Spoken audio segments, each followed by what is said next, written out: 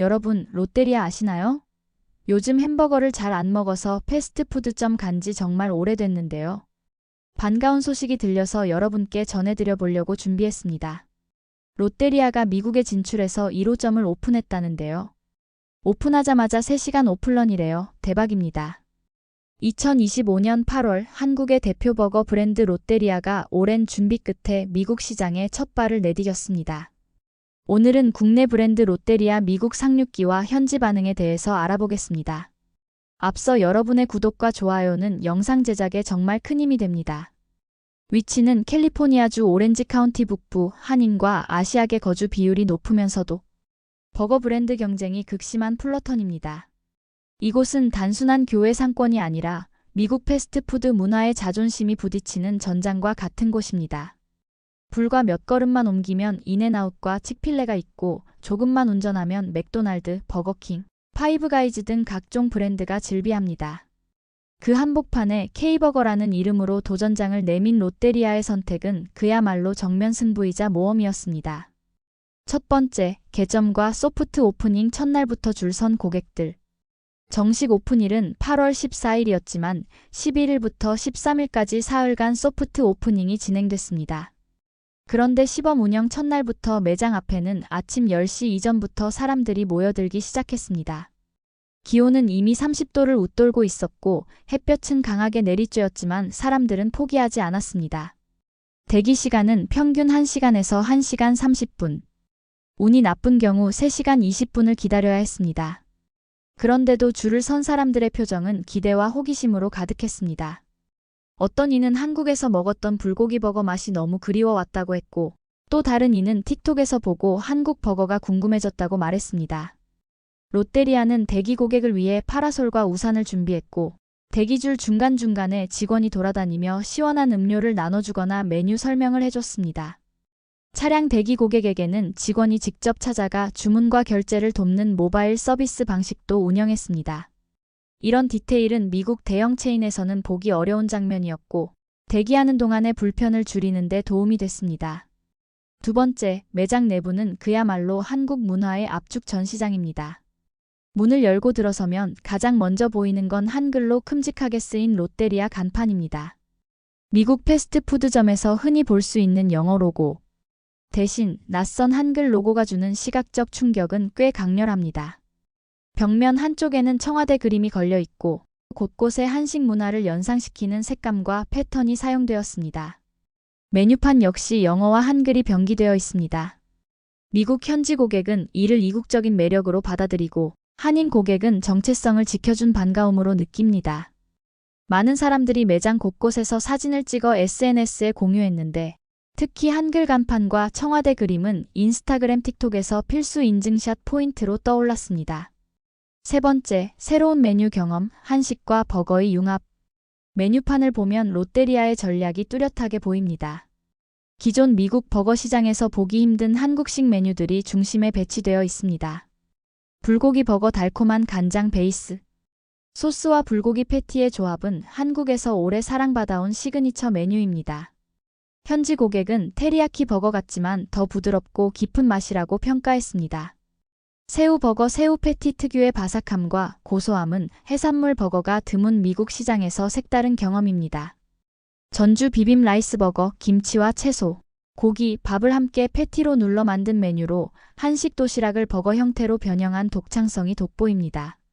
불새 버거 매콤한 고추장 소스를 활용한 제품으로 미국 소비자에게 K-스파이시 트렌드를 전달합니다.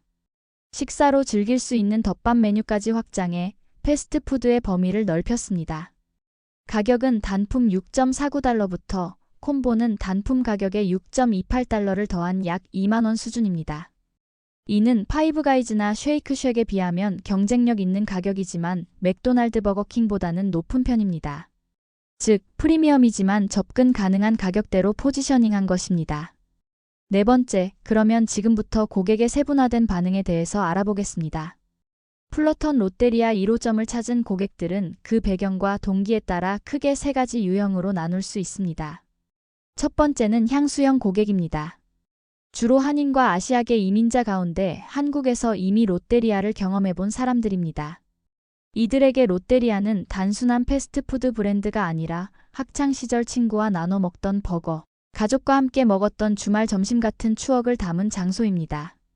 매장을 찾는 이유도 그때 그 맛을 다시 느끼고 싶어서입니다.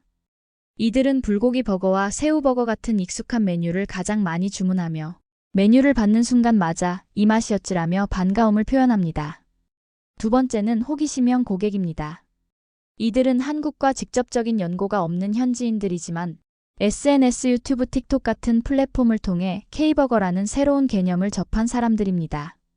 영상 속 한글 간판, 청와대 그림이 걸린 매장, 전주, 비빔 라이스버거 같은 낯선 메뉴는 이들의 호기심을 자극합니다. 실제로 매장에 들어서서 메뉴판과 인테리어를 구경하며 이건 미국에서 본 적 없는 스타일이라며 즐거워합니다. 마지막은 경험 공유형 고객입니다. 주로 MZ세대에 속하며 새로운 경험을 소비 콘텐츠로 삼는 특징이 있습니다. 이들에게 롯데리아 방문은 단순한 식사가 아니라 콘텐츠 제작의 기회입니다. 주문부터 시식, 매장 구석구석까지 촬영해 SNS에 업로드하고 해시태그로 확산시킵니다. 이렇게 만들어진 콘텐츠는 다시 다른 사람들의 호기심을 자극해 매장 방문으로 이어지는 선순환을 만들고 있습니다. 지금부터는 왜 롯데리아가 플러턴 버거 전쟁터 속으로 들어갔는지 그들의 경쟁사들에 대해서 알아보겠습니다. 롯데리아가 자리를 잡은 플러턴은 그야말로 버거 브랜드의 격전지입니다. 인근에 자리한 주요 경쟁사들의 특성을 살펴보면 롯데리아가 맞닥뜨린 도전이 얼마나 치열한지 알 수 있습니다. 먼저 인앤아웃은 캘리포니아 로컬 프라이드의 상징으로 단순하지만 신선한 버거의 대명사입니다. 주문 즉시 조리하는 신선한 재료와 짧은 대기 시간 덕분에 현지인들의 충성도가 매우 높습니다. 하지만 메뉴 구성이 단조롭고 글로벌 확장은 하지 않아 새로운 경험을 찾는 고객층에게는 다소 제한적일 수 있습니다. 롯데리아는 바로 이 지점 메뉴의 다양성과 문화적 경험에서 차별화를 시도할 수 있습니다. 칙필레는 치킨 샌드위치 전문 브랜드로 품질, 일관성과 빠른 서비스, 친절한 응대로 유명합니다. 가족 단위 고객층의 충성도가 높지만 메뉴 범위가 치킨에 한정되어 있고 비치킨 제품 경쟁력은 약합니다. 롯데리아는 버거와 한식 퓨전 메뉴를 통해 칙필레가 채우지 못하는 영역을 공략할 수 있습니다. 다만 점심 저녁 피크타임에는 고객을 두고 직접 경쟁하는 상황이 벌어질 가능성이 높습니다. 맥도날드는 글로벌 저가대중 브랜드로 접근성과 가격 경쟁력, 표준화된 품질에서 비교 대상이 없습니다. 그러나 특별함이 부족하다는 점이 약점입니다. 롯데리아는 이 틈을 파고들어 가격과 접근성에서는 다소 불리하더라도 스토리텔링과 K푸드 감성을 전면에 내세워 프리미엄 경험을 제공함으로써 차별화할 수 있습니다. 다섯 번째, 미국에 진출한 롯데리아의 차별화 전략과 향후 과제는 뭘까요? 롯데리아가 경쟁사들 사이에서 두각을 나타내기 위해 내세운 가장 큰 무기는 한국적 브랜딩입니다. 매장 외부의 한글 간판을 그대로 사용하고 인테리어의 전통 문화 요소를 녹여내며 메뉴 이름 역시 한국어와 영어를 함께 표기합니다. 이는 단순한 장식이 아니라 고객이 브랜드를 한국적 경험과 직결해 기억하게 만드는 장치입니다. 또한 메뉴의 독창성이 강점입니다. 불고기 버거, 새우버거, 전주 비빔 라이스 버거 등 현지에서는 접하기 힘든 조합이 다수 포함되어 있습니다. 여기에 한식 양념과 조리법을 접목한 제품군은 경쟁사와의 뚜렷한 차별점을 만들어줍니다. 마케팅 측면에서는 경험 중심 전략을 사용합니다. 고객이 롯데리아에서 단순히 먹었다가 아니라 문화 체험을 했다고 느끼도록 만드는 것입니다. 이는 SNS 확산에도 유리하며 특히 MZ세대 고객 유입에 효과적입니다. 그러나 과제도 분명합니다. 단기적으로는 긴 대기 시간을 해소해야 합니다. 피크타임에 맞춘 인력 배치와 오퍼레이션 조정이 필요하며 첫 방문 고객이 긍정적인 경험을 하고 재방문으로 이어지게 하려면 품질 일관성 유지가 필수입니다. 장기적으로는 시즌 한정 메뉴나 현지 브랜드와의 콜라보 상품을 도입해 신선함을 유지해야 하며 입지도 한인 밀집 지역에서 벗어나 다양한 지역으로 확장해 브랜드 저변을 넓혀야 합니다. 저도 오늘은 롯데리아에 가봐야겠습니다. 한국 브랜드가 정말 잘 되길 기원합니다. 초심을 잃지 않고 열심히 잘하길 파이팅 한번 외쳐봅니다. 마지막까지 함께 해주셔서 감사합니다. 여러분의 구독과 좋아요도 저에게 큰 파이팅이 됩니다.